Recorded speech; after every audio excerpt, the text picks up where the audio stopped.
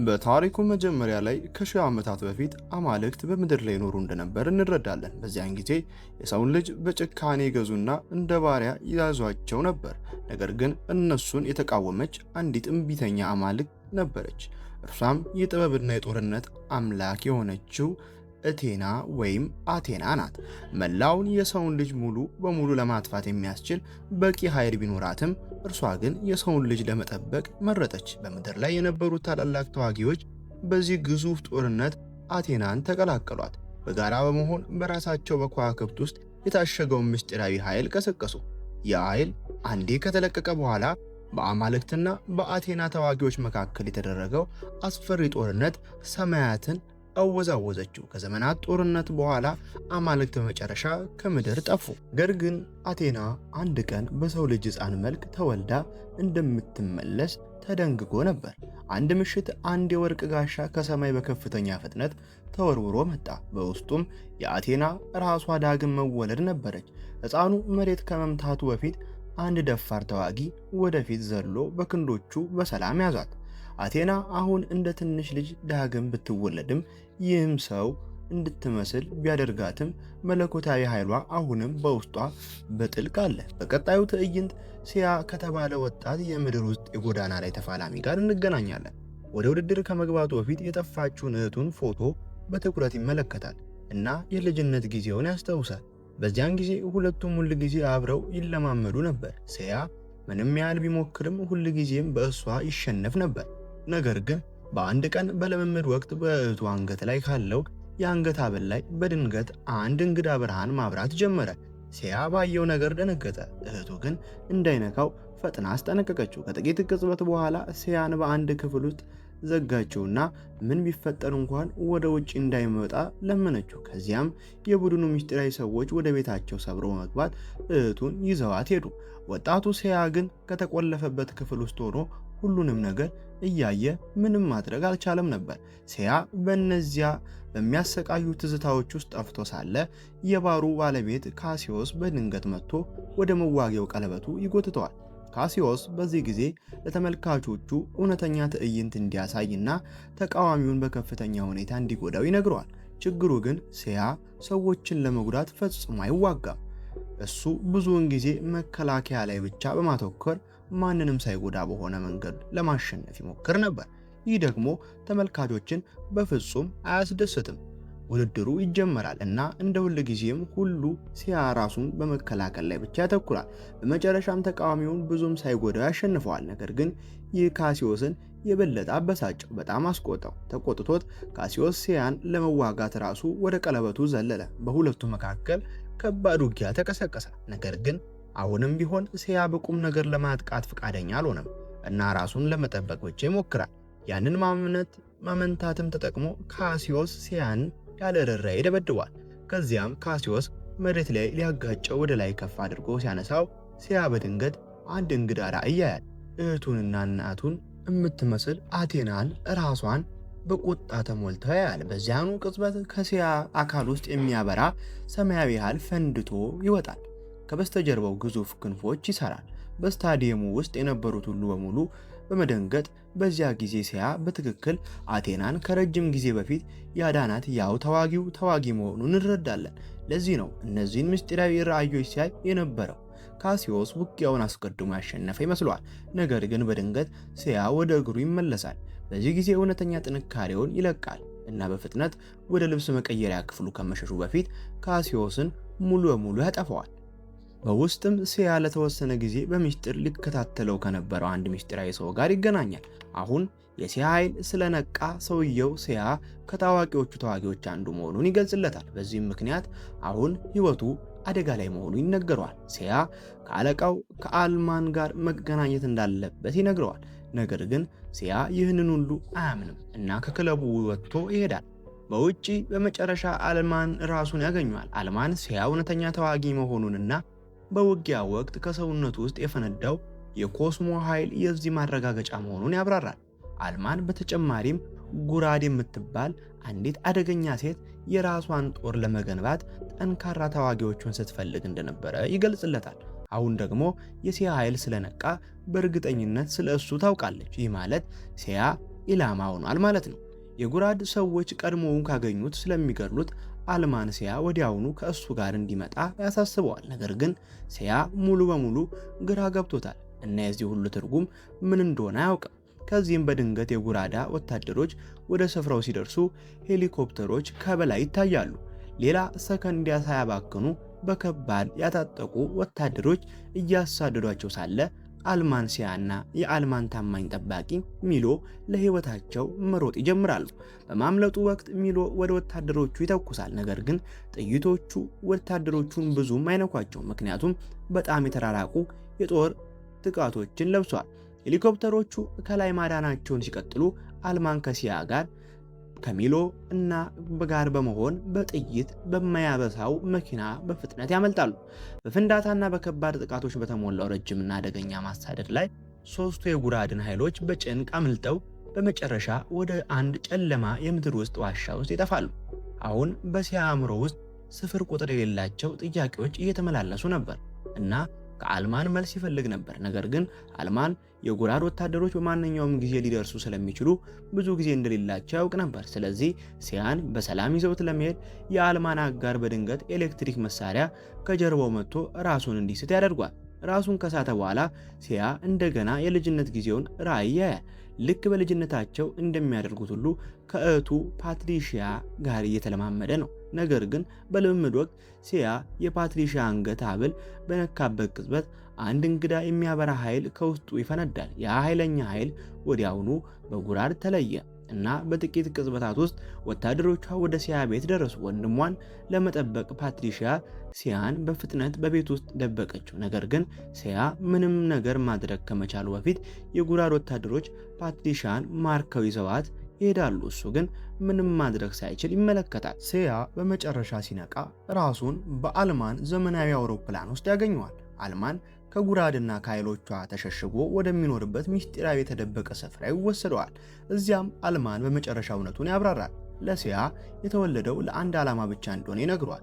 እሱም አቴናን ለመጠበቅ ነው። አቴና መለኮታዊ ኃይሏን ሙሉ በሙሉ እስክትቀሰቅስ ድረስ ሲያ በማንኛውም ዋጋ ከጉራድ ሊጠብቃት ይገባል። ነገር ግን ሲያውንም አልማን ስለምን እንደሚያወራ አያውቅም። አቴና ራሷ ማን እንደሆነችም አልተረዳም። ከዚያም ከአልማን ጋር የምትኖረውን ሲያን የምትባል ወጣት ልጅ እንገናኛለን እና የሚያስደነግጠው ነገር ሲየና በትክክል የአቴና ራሷ ዳግም መወለድ ናት። የሲያ ተልእኮ የሲያና አምላካዊ ኃይል ሙሉ በሙሉ እስኪነቃ ድረስ እሷን መጠበቅ ነው። ቆይቶ ሲያ ከሲየና ጋር እራት እየበላ ሳለ አንድ የሚያስደነግጥ ነገር በድንገት ይከሰታል። ሲየና በከባድ መንቀጥቀጥ ትሰቃያለች እና ግዙፍ ኃይል ሞገዶች ከሰውነቷ ውስጥ መፈንዳት ይጀምራሉ። ሲያ ይህንን ሲብ ከተመለከተ በኋላ ሙሉ በሙሉ ደነገጠ እና በዚያ ቅጽበት በመጨረሻ አልማን ሁል ጊዜ እውነት ይናገር እንደነበር ይገነዘባል። አቴና እውነተኛ ናት እና ሲየና በእርግጥ የእሷ ዳግም መወለድ ናት። ከጥቂት ጊዜ በኋላ ሲየና በቀስታ ወደ መደበኛ ሁኔታዋ ትመለሳለች። ቆይቶ ከሲያ ጋር ብቻቸውን ጊዜ እያሳለፉ ሳለ ታሪኳን ትነግረዋለች። ከዓመታት በፊት እሷ በጥሬው ከሰማይ የወርቅ ጋሻ ውስጥ ወድቃለች እና ከዚያን ጊዜ ጀምሮ ሁለቱም አልማና ጉራድ እሷን ይንከባከቧት ነበር። ነገር ግን የሚያስደነግጠው እውነት ጉራድ በአንድ ወቅት የአልማን ሚስት ነበረች። ከአልማን በተለየ መልኩ ጉራድ ሁል ጊዜ ሲየና እንደ አቴና ሙሉ በሙሉ ስትነቃ ታላቅ ኃይሏ መጨረሻ መላውን ዓለም ያጠፋል ብላ ታምን ነበር። በዚያ ፍርሃት ምክንያት ጉራድ የሲየና ኃይል ሙሉ በሙሉ ከመውጣቱ በፊት እሷን ለመግደል ታስቦ የተሰሩ ገዳይ መሳሪያዎችን ለመፍጠር የአስማታዊ የወርቅ ጋሻን ኃይል ትጠቀማለች እና ያ እስኪሆን ድረስ ሲያ ምን ቢፈጠር እንኳን እሷን መጠበቅ አለበት። በቀጣዩ ትዕይንት ሲያ ማሪን ወደምትባል ጠንካራ ተዋጊ ወደሚገኝበት ሰው አልባ ደሴት ይወሰዳል። እሷም ልምምድ ማድረጉን ትጀምራለች። ዓላማዋ ሲየናን ለመጠበቅ ጠንካራ መሆን እንዲችል የተደበቀውን የኮስሞ ኃይል በተቻለ ፍጥነት እንዲቀሰቀስ መርዳት ነው። መጀመሪያ ላይ ሲያ ይህንን የተደበቀ ኃይል ነገር በእውነቱ አያምንም።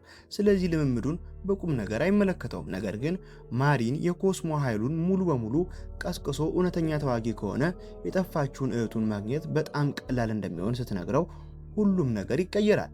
ሲያ ያንን በሰማበት ቅጽበት ከምንም ነገር በላይ ፓትሪሻን ማግኘት ስለሚፈልግ ሙሉ በሙሉ ትኩረት በማድረግ ልምምዱን ይጀምራል።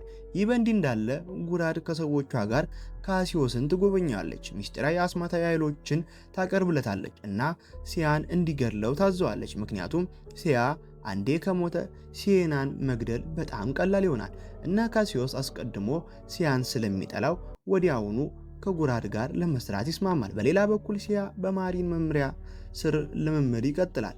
ከቀን ወደ ቀን ኃይሉን እንዴት መቆጣጠርና የበለጠ ጠንካራ ተዋጊ መሆን እንዳለበት በቀስታ ይማራል። በቀጣዩ ትዕይንት የጉራድ ሰዎች ከአልማን አጋሮች አንዱን ማርከው ስለ አልማን ምስጢራዊ መደበቂያ መረጃ ለማግኘት ያለ ርኅራኄ ያሰቃዩታል። መጀመሪያ ላይ ሰውየው ምንም ቢፈጠር እንኳን አልማንን ለመክዳት ፈቃደኛ አይሆንም። ነገር ግን የጉራድ ወታደሮች ሊጎድሉት ሲሉ ፍርሃት ይቆጣጠረዋል እና የራሱን ሕይወት ለማዳን በመጨረሻ የአልማንን ምስጢራዊ መሰረት ቦታ ይገልጻል። ይህ በእንዲህ እንዳለ የማሪንን ከባድ ልምምድ ከተቋቋመ በኋላ ሲያ በመጨረሻ ኃይሉን እንዴት መቆጣጠር እንዳለበት ይማራል። በድንገት በአንገቱ ላይ ያለውን የአንገት ሐብል በደንብ ማብራት ይጀምራል። በሰከንዶቹ ውስጥ በፊቱ ወደ ግዙፍ የብረት ሳጥን ይቀየራል። ከዚያም ሳጥኑ ተሰባብሮ ታዋቂውን የፔጋሰስ ናይት ጋሻ ይገልጣል። ይህም ወዲያውኑ ከሲያ አካል ጋር ይዋሃዳል። በዚያ ቅጽበት ሲያ የፔጋሰስ ናይት ኃይልን በማግኘት በይፋ እውነተኛ ተዋጊ ይሆናል። ነገር ግን ከዚያ በኋላ ሲያ በድንገት ሌላ ራዕይ ያያል። በውስጡም በልጅነቱ የጉራድ ሰዎች ፓትሪሻን ይዘዋት የሄዱበት ቅጽበት ያያል። ነገር ግን በዚህ ጊዜ አንድ የሚያስደነግጥ ነገር ያስተውላል። አልማን እዚያ አብሯቸው ነበር። ይህንን ካየ በኋላ ሲያ አልማን በፓትሪሻ ጠለፋ ውስጥ ከጅምሩ ተሳትፎ ሊኖረው እንደሚችል በመጠርጠር ይጀምራል። በቁጣ ተሞልቶ ሲያ መልስ ለመጠየቅ ወደ አልማን ይገሰግሳል። በጣም ተቆጥቷል። የአልማን ረዳት እውነት ለማስረዳት ሲሞክር ሲያ አንዲትም ቃል ለመስማት ፈቃደኛ አይሆንም። ሲየና የደረሰችው በዚያን ጊዜ ነውና ሁሉንም ነገር እርሷ በቀስታ ለማስረዳት ሲያን ወደ አንድ ጸጥ ያለ ቦታ ተወስዷለች። ሲየና ለሲያ እንደምትነግረው ሕፃን ሳለች በአጋጣሚ ጉራድን በኃይሏ አቁስላት ነበር። ሕይወቷን ለማዳን አልማን ጉራዳን ለመፈወስ ሲየና ከሰማይ ከመጣችበት የወርቅ ጋሻ የኮስሞ ኃይልን ተጠቅሟል። ነገር ግን ከዚያ ክስተት በኋላ ጉራድ ለመኖር ብቻ በኮስሞ ኃይል ላይ ጥገኛ ሆነች። ያ ስሜት በቀስታ ወደ ጨለማ መንገድ መራት። ይህም በዓለም ዙሪያ ያሉ ተዋጊዎችን እንድታድን እና ለመኖር የኮስሞ ኃይሎችን እንድትሰርቅ አስገደዳት። በመጀመሪያ ላይ አልማን እንኳን ጉራድን ረድቷት ነበር እና ሲያ በልምምድ ወቅት የፓትሪሻ አንገት ሐብል የነካበት ቀን የነቃው የኮስሞ ኃይል የፓትሪሻ ኃይል አልነበረም፣ እሱ የሲያ ነበር። ያ የኃይል ፍንዳታ የሲያን ቦታ ለጉራድ ገለጠላት። ለዚህ ነው ከዓመታት በፊት ከአልማንና ከወታደሮቿ ጋር እዛ የደረሰችው። ሲያን ለመጠበቅ ፓትሪሻ ደበቀችው። ነገር ግን ጉራድ ስትደርስ ፓትሪሻን የምትፈልገው ተዋጊ እንደሆነች በተሳሳተ መንገድ አምና እሷን ማረከቻት። ሆኖም ጉራድ ቆይቶ ፓትሪሻ በትክክል ተዋጊ እንዳልነበረች አወቀች። ፓትሪሻ የጉራድ ሰዎች አሁንም እሷን የተከታተሏት እንደሆነ ስለምታውቅ እሱን በሰላም ለመጠበቅ ወደ ሲያ ፈጽሞ አልተመለሰችም። ይህ ማለት ፓትሪሻ አሁንም የሆነ ቦታ በሕይወት የመኖር ዕድል አላት ማለት ነው። ሲየና በተጨማሪም ጉራድ አቴና በመጨረሻ ዓለምን ታጠፋለች ብላ ስለምታምን ልትገድላት እንደፈለገች ታብራራለች። ነገር ግን ከጉራድ በተለየ መልኩ አልማን ሁል ጊዜ በሲየና ያምን ነበር። የሰውን ልጅ ፈጽሞ እንደምትጎዳ የሚያስብ ነገር የለውም። በጭራሽም እንደዛ አያስብም። እሱ የሚያስበው እንደማትጎዳ ያምን ነበር። ለዚህ እሷን ከጉራድ ለመጠበቅ ዓመታትን ያሳለፈው። ሲያና ሲየና እያወሩ ሳለ በድንገት የጉራድ ዘመናዊ አውሮፕላን በቀጥታ ወደ አልማን ምስጢራዊ መሰረት ሲያመራ ያስተውላሉ። እዚያ ያሉት ሁሉ አደጋ ላይ መሆናቸውን በመገንዘብ ሲያ እና ሲየና ወዲያውኑ ወደ ኋላ ይሮጣሉ። ይህ በእንዲህ እንዳለ አልማን እና ረዳቱ ሚሎ የጉራድና የኃይሎቿ መድረስን ይረዳሉ። ወደ መሰረቱ የሚገቡትን በሮች ሁሉ በፍጥነት መዝጋት ይጀምራሉ። ነገር ግን ዋጋ የለውም። የጉራድ ወታደሮች በሮቹን ሰብረው ወደ ውስጥ ይገባሉ። በጉራድ ወታደሮችና በአልማን ሰዎች መካከል ታላቅ ጦርነት ይነሳል። ጉራድ በመጨረሻ ከአልማን ጋር ፊት ለፊት ስትገናኝ ሲየና የት እንዳለች ወዲያውኑ ትጠይቃለች። አሁንም ቢሆን አልማን አቴና የሰውን ልጅ ፈጽሞ እንደማታጠፋ በማስረዳት በሲየና እንዳታምን ለማምለጥ ይሞክራል። ነገር ግን ክርክራቸውን ከመቀጠሉ በፊት ሲያና ሲየና ወደ ውጊያው ስፍራ ይደርሳሉ። የጉራድ ኃይሎች ባዩዋቸው ቅጽበት ወዲያውኑ ይተጠቋቸዋል። ይህም ወደ ሌላ ከባድ ውጊያ ያመራል። ካሲዮስም ከጉራድ ጋር እዚያ አለ እና ሲያን ለማጥቃት ጊዜ አያጠፋም። በዚያ ጊዜ ሲያ በድፍረት ይመክታል፣ ምክንያቱም ልምምድ በመጨረሻ ተጠናቋል። ይህ በእንዲህ እንዳለ ሚሎ በሌላ በኩል ከጉራድ ወታደሮች ጋር ይዋጋል። ነገር ግን ልምምድ ቢያደርግም ሲያ አሁንም አዲሱን ኃይሉን ሙሉ በሙሉ ለመቆጣጠር ይቸገራል። በዚህ ምክንያት ካሲዮስ በመጨረሻ በላዩ ላይ አይሎ ያለ ርኅራኄ ይደበድበዋል። ይህም ሲያን በከባድ ሁኔታ ያቆስሏል። በተመሳሳይ ጊዜ አልማን ጉራድን ከእንግዲህ ማቆም የሚችልበት ምንም መንገድ እንደሌለ ይረዳል። እንደ መጨረሻ ተስፋ መቁረጥ እርምጃ ጉራድን ከእሱ ጋር ለማጥፋት መላውን መሰረተ በታልቃ ፍንዳታ ለማፍራስ ይወስናል። ነገር ግን እቅዱ ይከሽፋል። ጉራድ ከፍንዳታው በሰላም ታመልጣለች እና በግርግሩ ወቅት ሲያኔም ታፍናለች። ሲያ ጉራድ ሲያኔን ይዛ ስትሄድ ምንም ማድረግ ሳይችል ይመለከታል። ነገር ግን በጉዳቱ ምክንያት እሷን ለማቆም ምንም ማድረግ አልቻለም። በቀጣዩ ትዕይንት ጉራድ ሲያናን ወደ ላብራቶሪዋ ታመጣታለች። እዚያም ለአንዴና ለመጨረሻ ጊዜ ልትገላት ትዘጋጃለች። ጉራድ ለሲየና ነገሮች በዚህ መንገድ እንዲያልቁ ፈጽሞ ባትፈልግም ሌላ ምርጫ እንደሌላት እንደምታምን ትነግራታለች። ሲየና ሙሉ በሙሉ አቴና ስትሆን መላው ዓለም እንደሚጠፋ እርግጠኛ ናት። ይህ በእንዲህ እንዳለ የአልማን ረዳት በከባድ ለቆሰለው ሲያ ጉራድ ሲያናን እንደወሰደችና ልትገድላት እንደቀደደች ይነግሯል። ሲያ ሙሉ በሙሉ የጠፋበት ይመስላል እና በመቀጠል ምን ማድረግ እንዳለበት አያውቅም። በተስፋ መቁረጥ አእምሮን ያተኩራል እና በሆነ መንገድ ማሪንን ማግኘት ይችላል። ጉራድ ሲየናን አስቀድማ ስለማረከቻት ተልእኮን እንደወደቀ ይነግራታል። ይህንን ከሰማች በኋላ ማሪን ሲያ ልቡን እንደ አእምሮ በእውነት በሲያን ላይ ካደረገ ኃይሉን መልሶ ማግኘት እንደሚችል ታስረዳለች እና ኮስሞ ሲመለስ በታደሰ ቁርጠኝነት ሊያድናት ይችላል። ሲያ ሲየናን ለማዳን በዓላማና በትኩረት ረዳት ዘመናዊ አውሮፕላን ተሳፍሮ ይሄዳል። ነገር ግን የጉራድ ኃይሎች ሲቃረቡ ባዩአቸው ቅጽበት ወዲያውኑ መርከቧን ያጠቋታል። በዚህ ቅጽበት ሲያ የማሪንን ምክር ይከተላል እና ሙሉ በሙሉ በሲያና ላይ ያተኩራል። በድንገት በአንገቱ ላይ ያለው የአንገት ሐብል እንደገና ማብራት ይጀምራል እና የኮስሞ ኃይሉ ሙሉ በሙሉ ይነቃል። በዚህን ጊዜ ሲያ ከእንግዲህ ለኃይሉ አይፈራም። በመጨረሻ እንዴት መቆጣጠር እንዳለበት ይረዳል። እውነተኛ የፔጋሲያስ ናይት ተዋጊ ይሆናል።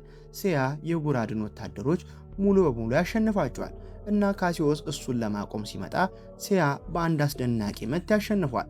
ካሲዮስ ሲያ በጥሩና በጀግንነት ስሜት ሆኖ በቀላሉ እንደጣለው ማመን አቅቶት ሙሉ በሙሉ ደነገጠ። ይህ በእንዲህ እንዳለ በላብራቶሪ ውስጥ ጉራድ ሲየናን ለመግደል የታሰበውን ሂደት አስቀድማ ጀምራለች። ማሽኑ ግዙፉ ኃይል መጠኖች ከሰውነቷ ውስጥ ሲፈነዱ በሲየና ላይ ሊቋቋሙት የማይችሉት ህመም ያመጣል። ሲየና በዚህ መንገድ ስትሰቃይ ማየት ጉራድን በጥልቅ ይረብሻል እና ሲየና በህመም ስትሰቃይ ማየት ከእንግዲህ ስላልቻለች ሰዎቿ ሂደቱን እንዲያቆሙ ታዛለች። ነገር ግን ከሰዎቿ አንዱ የሆነው ኔሮ ለማቆም ፈቃደኛ አልሆነም። ከጉራድ በተለየ መልኩ ኔሮ ሲየና እንድትሞት በጣም ይፈልጋል። ጉራድ እሱን ለማቆም ከሞከረች በኋላ ኔሮ ለመስፋት ፈቃደኛ አይሆንም። ስለዚህ ጉራድ ወታደሮቿ እሱን እንዲገድሉ ታዛለች። ነገር ግን በቀጣዩ ቅጽበት ኔሮ እውነተኛ ኃይሉን ይለቃል። ኔሮ በትክክል ታዋቂው የፊኒክስ ናይት ተዋጊ ነው። ወደ እውነተኛ ቅርጹ ከተቀየረ በኋላ የጉራድን ወታደሮች አንዱን ከሌላው በኋላ በቀላሉ ይገላቸዋል። ከዚያም ወደ ጉራድ ይቀርባል እና የበለጠ ጠንካራ ለመሆንና በመጨረሻ ዓለምን ራሱ ለመግዛት ከሰውነቷ ውስጥ የወርቅ ጋሻውን ኃይል መሳብ ይጀምራል። በትክክል በዚያን ጊዜ ሲያ በመጨረሻ ላብራቶሪ ይደርሳል። በሲያና በኔሮ መካከል ወዲያውኑ ከባድ ውጊያ ይቀሰቀሳል። የፔጋሲያስ ናይት ሲያና የፊኒክስ ናይቱ ኔሮ በሚዋጉበት ጊዜ ግዙፉ የኃይል መጠኖች ይለቃሉ። ይህም በአቅራቢያ ያሉ ሕንፃዎችና መዋቅሮች በዙሪያቸው እንዲፈርሱ ያደርጋል። ይህ በእንዲህ እንዳለ በላቦራቶሪ ውስጥ ጉራድ ሲየናን ለማዳን በመሞከር ሁሉንም ማሽኖችና ኮምፒውተሮች በተስፋ መቁረጥ ታጠፋለች። ነገር ግን አስቀድሞ በጣም ዘግይቷል። የሲየና መለኮት ኃይሎች ሙሉ በሙሉ ነቅተዋል እና ወደ አቴና ራሷ መቀየር ትጀምራለች። ኔሮ ይህንን በተመለከተበት ቅጽበት አቴና በእርግጥ አንድ ቀን መላውን ዓለም እንደምታጠፋ እርግጠኛ ይሆናል። እሷን ለማቆም በመቁረጥ እሷን ለመግደል ወደ ሲየና ይሮጣል። ነገር ግን ከሲየና አካል የሚፈነዳው ኮስሞ ኃይል በጣም ኃይለኛ ነው። የኔሮ ጋሻ መሰባበር ይጀምራል እና በክፍል ውስጥ በኃይል ይወረወራል። በተመሳሳይ ጊዜ ሲየና በራሷ ላይ ቁጥጥር ማጣት ትጀምራለች። ምክንያቱም የአቴና ኃይሎች አእምሮዋንና አካሏን ሙሉ በሙሉ እየተቆጣጠሩት ነው። ልትሆን የምትችለውን ነገር በመፍራት ሲየና ሙሉ በሙሉ ቁጥጥር ከማጣቷ በፊት ሲያ እንዲገላት ትለምኗለች እና በእውነቱ የኮስሞ ኃይሏ ሁሉንም ነገር ሲያስፈርስ ዓለም በዙሪያቸው መደርመስ የጀመረች ይመስላል። ሲየና ይህንን ስትል የሰማው ሲያ በቀስታ ወደ እሷ ይራመዳል እና አሁንም ይህንን ማቆም እንደምትችል በመንገድ ሊያረጋጋት ይሞክራል። ነገር ግን ወደ ሲየና የሚደረገው እያንዳንዱ እርምጃ የበለጠ ያሰቃያል። በዙሪያ ያለው ከፍተኛው የኮስሞ ኃይል የሲያን ጋሻ ሙሉ በሙሉ ከሰውነቱ ላይ እስኪሰበር ድረስ በክፍል መጠባበስ ይጀምራል። ሊቋቋሙት የማይችሉ ህመም እየደረሰበት ቢሆንም ሲያ ተስፋ ለመቁረጥ ፈቃደኛ አይሆንም። አሁንም ኃይሏን ለመቆጣጠርና ዓለምን ለማዳን ጥንካሬ እንዳላት በማስታወስ ወደ ሲየና መንቀሳቀሱን ይቀጥላል። ሲያ ለእሷ ሲል ሲሰቃይ ማየት በመጨረሻ ሲየናን ወደ ህሊናዋ ይመልሳታል።